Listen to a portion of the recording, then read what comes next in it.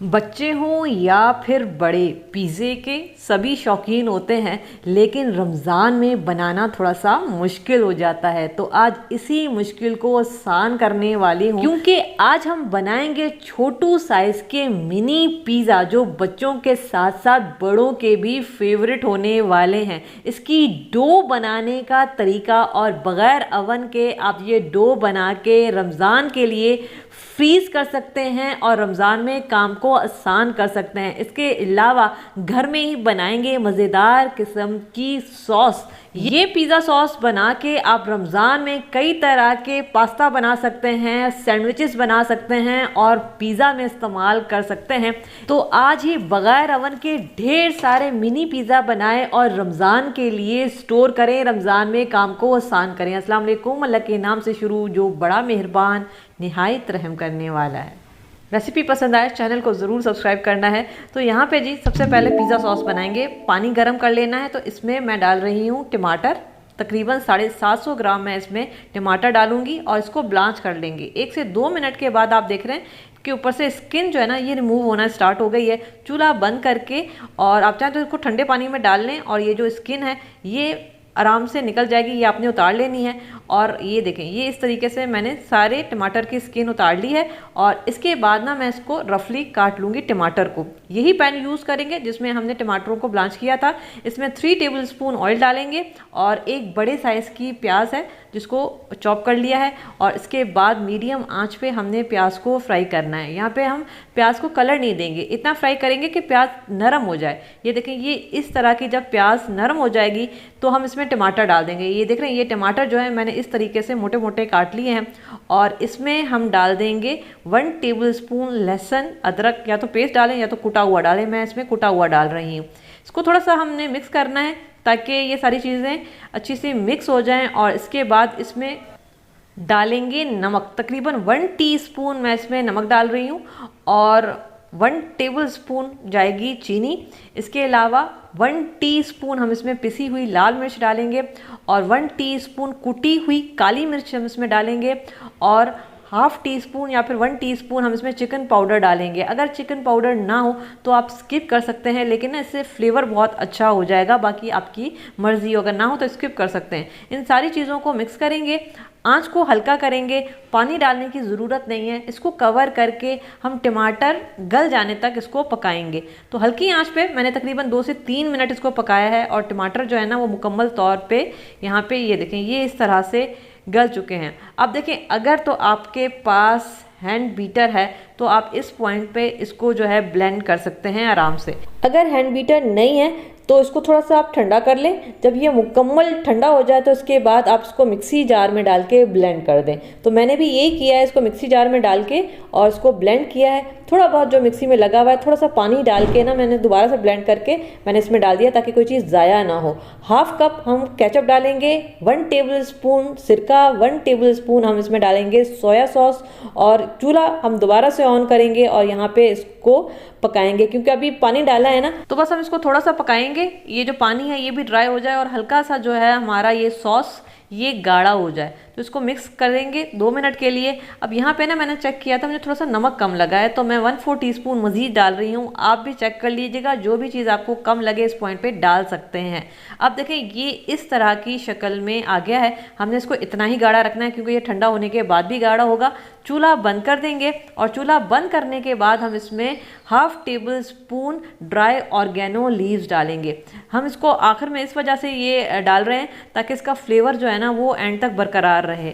तो बस ये जी मज़ेदार हमारे पास पिज़्ज़ा सॉस तैयार है। चूल्हा बंद कर देंगे और ये देखें, ये ठंडी होने के बाद देखें ये इतनी गाढ़ी हो जाएगी। तो ये हमारे पास होममेड पिज़्ज़ा सॉस तैयार है। इसको आप किसी भी एयरटाइट बॉटल में भर के और रमज़ान के लिए फ्रीज़ करें। जो भी पास्ता बनाना हो, सैंडविचेस बनाने हो, बहुत सारी चीज़ों में ये सॉस यूज़ होता है। तो आप आराम से इस सॉस का इस्तेमाल कर सकते हैं या फिर पिज़्ज़े के लिए आप इसको इस्तेमाल कर सकते हैं। तो इसको हम फ्रिज में रखेंगे। अब पिज़्ज़े की टॉपिंग तैयार करेंगे तो पैन चाहिए होगा। पैन में 2 टेबलस्पून भर के हम ऑयल का डालेंगे और हम इसमें डाल देंगे चिकन। तकरीबन ये मेरे पास 400 ग्राम बोनलेस चिकन है, बिल्कुल छोटी छोटी बोटियाँ मैंने इसकी करवाई हैं। हाफ टेबल स्पून लहसुन अदरक का पेस्ट डालेंगे। आप चाहें तो चिकन का कीमा भी ले सकते हैं। इसको थोड़ा सा मिक्स करेंगे आंच को तेज़ करके, ताकि जो चिकन है इसका कलर चेंज हो जाए। तो आंच को तेज़ रखें और यहाँ पे जब हल्का सा कलर चेंज होना स्टार्ट हो जाएगा तो हम इसमें 1 टीस्पून डालेंगे नमक। बेसिक से मसाले जो हमारे पास किचन में मौजूद हैं वही डालेंगे। हाफ टी स्पून हल्दी जाएगी और हाफ टी स्पून कुटी हुई लाल मिर्च और 2 टीस्पून कुटा हुआ या फिर पिसा हुआ हम धनिया डालेंगे। इसके अलावा हाफ टी स्पून कुटी हुई काली मिर्च। मैं मिर्चें कम रख रही हूँ क्योंकि बच्चों के लिए बना रही हूँ, तो मिर्चें मैं अपने हिसाब से रख रही हूँ। आप चाहें तो इसको मज़ीद चटपटा कर सकते हैं। और कुटा हुआ ज़ीरा भी इसमें लाजमी डालिएगा 1 टीस्पून। अब इसको थोड़ा सा पकाएंगे ताकि सारे मसाले अच्छे से मिक्स हो जाएं। और इसके बाद 2 टेबल स्पून मैं इसमें डाल दूंगी दही का। आंच को बस हमने तेज़ करना है और ये जो दही का पानी है थोड़ा सा ड्राई हो जाए, बस हमने इसको इतना ही पकाना है। ये देख रहे हैं अब दही इसमें मिक्स भी हो गया है और इसका पानी भी काफ़ी हद तक ड्राई हो गया है। और अब हम क्या करेंगे, चिकन गलाने के लिए हम इसमें डाल देंगे पानी। तकरीबन 1 कप मैं इसमें पानी का डालूंगी और आंच को यहाँ पे लो टू मीडियम रखेंगे। कवर करके चिकन गल जाने तक हम पकाएंगे। तो यहाँ पे देखें पानी जो है वो काफ़ी हद तक ड्राई हो गया, चिकन भी गल चुका है। और अब हम इसमें डालेंगे 1 टीस्पून सिरका और 1 टीस्पून सोया सॉस और आंच को तेज़ करके बस हम इतना पकाएंगे कि चिकन में जितना थोड़ा बहुत पानी बच गया है ये मुकम्मल ड्राई हो जाए। ये देख रहे हैं ये इस शक्ल में अब चिकन हमारे पास भुना भुना सा आ गया है। हमने बस इसको इतना ही पकाना था। स्टफिंग तैयार हो गई है और चूल्हा बंद कर देंगे, इसको साइड पे रखेंगे। अब डो पर आ जाते हैं जो मेन चीज़ है इस रेसिपी की। तो इसके लिए बड़ा सा बॉल लेंगे और यहाँ पे 1 कप गुनगुना हल्का सा गर्म दूध लेंगे और इसमें डालेंगे चीनी। तकरीबन 2 टेबल स्पून मैं इसमें डालूंगी चीनी का। इसके अलावा हमें चाहिए होगा इंस्टेंट ईस्ट, तो ये 1 पूरा पैकेट जो है हम इसमें डाल देंगे इंस्टेंट ईस्ट का। तकरीबन 2 टेबल स्पून बन रहे हैं तो ये पूरा का पूरा ही जाएगा। अच्छा, बाज़ औक़ात ये होता है ना कि हमें शक रहता है कि हमारा जो ईस्ट है वो एक्टिव है कि नहीं है। तो ये जो मैंने अभी पॉइंट किया ना ये करना बहुत लाजमी है। इससे जो है ना आप आगे की मुश्किल से बच जाएंगे। इसको हम कवर करके हम तकरीबन 2 से 3 मिनट के लिए छोड़ देते हैं और 2 से 3 मिनट के बाद अगर तो ये इस तरह से फूल गया है तो इसका मतलब है कि आपका जो ईस्ट है वो एक्टिव है। कभी कभी ऐसा होता है ना कि पूरा डो बनाने के बाद वो डो जो है वो फूलता ही नहीं है, तो ईस्ट में कहीं ना कहीं गड़बड़ होती है। तो ये अगर आप पॉइंट कर लेंगे ना तो आपको गड़बड़ का पहले से ही अंदाज़ा हो जाएगा, आगे जाके फिर आपको परेशानी नहीं होगी। अब हम इसमें डाल देंगे मैदा। मैदा मैं तकरीबन 1 किलो ले रही हूँ और तकरीबन 5 कप हम इसमें डालेंगे मैदा। और मैदा हमने छान के डालना है ताकि जो है इसमें अगर कुछ कीड़े हैं या कोई ऐसी चीज़ है वो इसी पॉइंट पे निकल जाए। ठीक है, तो इस तरीके से हमने ये मैदा जो है छान लेना है। ठीक है, ये देखें मैदा हमने छान लिया है। और इसके बाद जो है ना हम इसमें 1 टीस्पून डालेंगे नमक का और ऑयल जाएगा, घी इसमें नहीं जाएगा, ऑयल का इस्तेमाल होता है। तो तकरीबन 3 टेबल स्पून मैं इसमें डालूंगी ऑयल। ये 2 टेबल स्पून और ये 3 टेबल स्पून पूरा ऑयल का गया है। इसके अलावा 1/3 कप मैं इसमें डालूंगी दही का। दही खट्टा नहीं लेना है, ये कोशिश कीजिएगा। दही डालने का रीज़न क्या है, देखिए हम ये वो डो बना रहे हैं जिसको हमने फ्रीज़ करना है और ये डो जो है ना नरम हमने रखनी, तो इस वजह से मैं इसमें दही का डाल रही हूँ। और 1 टीस्पून हम इसमें ड्राई ऑर्गेनो लीव्स डालेंगे। अगर ड्राई ऑर्गेनो ना हो तो आप स्किप कर सकते हैं। और इसको अच्छा सा मिक्स करेंगे। जो अभी हमने जितनी भी चीज़ें डाली हैं ये पहले ना इस आटे के साथ अच्छी सी मिक्स हो जाए। ठीक है, अब हमने ना इसको गूंदना स्टार्ट करना है।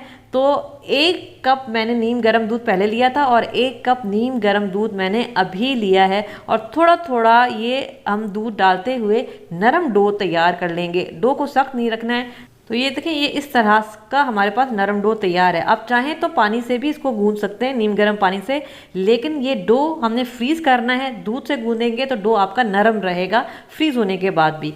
इसको गूंदने में तकरीबन 2.5 कप नीम गर्म दूध का इस्तेमाल मैंने किया है। इसको हम रैप करेंगे और इसके बाद हम इसको छोड़ देंगे ताकि ये जो है वो अच्छा सा फूल जाए। किसी ऐसी जगह पे आपने इसको रखना है जहाँ पे हल्की सी जो है ना वो गर्माइश हो। तो यहाँ पे देखें ये हमारा डो जो है इस तरह से फूल के डबल हो चुका है। तो तभी मैंने कहा था कि अगर आप शुरू वाला पॉइंट जो मैंने आपको करके बताया था वो करेंगे ना तो कभी भी गलती नहीं होगी, आपका इस तरीके से फूला फूला हुआ डो तैयार होगा। तो यहाँ पे देखें जी, इसको हमने निकाल लेना है और देखें इसको रखे हुए टाइम हो गया है, तकरीबन मैंने इसको 5 से 10 मिनट के लिए रखा था। और ये देख रहे हैं ये इस तरह का फटा फटा हुआ डो है, तो मतलब हमारा डो माशाल्लाह से बहुत ही बेहतरीन तैयार हुआ है। इसको यहाँ एक बार फिर मज़ीद गूंद लेंगे ताकि हमारा जो डो है वो सेट हो जाए। ठीक है, अब मैंने 2 मिनट गूंदने के बाद ना इसके 2 पेड़े बराबर बना लिए हैं।